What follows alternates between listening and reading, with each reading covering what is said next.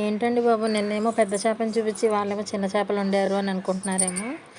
ఇవైతే చాలా అరుదుగా దొరికే చేపలండి. ఇలాంటి చిన్న చేపలు అయితే చాలా చాలా రోజుల నుంచి చూస్తున్నాం, కానీ ఎక్కడైతే దొరకలేదు.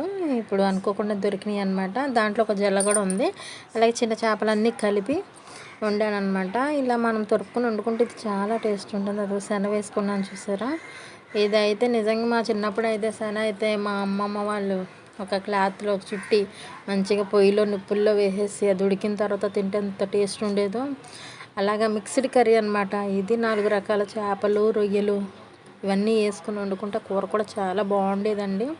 అప్పటి రోజుల్లో అలా వండేసేవారు చూసారా. ఈ కూర అయితే నిజంగా చాలా బాగుంటుంది. ఉదయం వండేసుకుని సాయంత్రం తిన్నా, లేకపోతే సాయంత్రం వండుకుని రేపొద్దున అనగా రేపు మధ్యాహ్నం తిన్నా సూపర్ టేస్ట్ అయితే ఉంటుంది. ఇలాంటి కూరలు అయితే అప్పట్లో ఎక్కువ తినేవారండి. ఇప్పుడైతే